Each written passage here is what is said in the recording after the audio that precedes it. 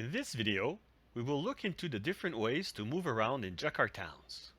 So, at the end of the video, you will be able to navigate easily between the different cities digitized by Jakarto.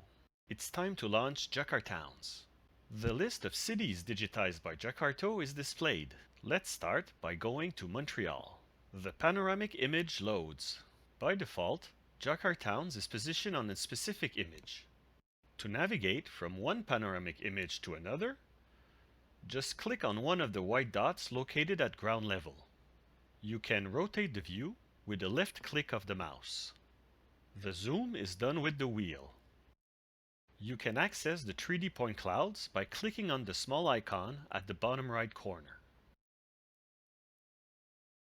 You can also share a point of view with your colleagues. To do this, simply share the URL of the link. Your colleagues will be automatically redirected towards the point of view that you just shared with them. This can be very practical in the infrastructure inspection framework. To change the city, it is necessary in this current version to go back to the list of available cities. Return to jakartowns.jakarto.com. Finally, we will see another way of moving around. The white dots on the map indicate the position of all available images in the area.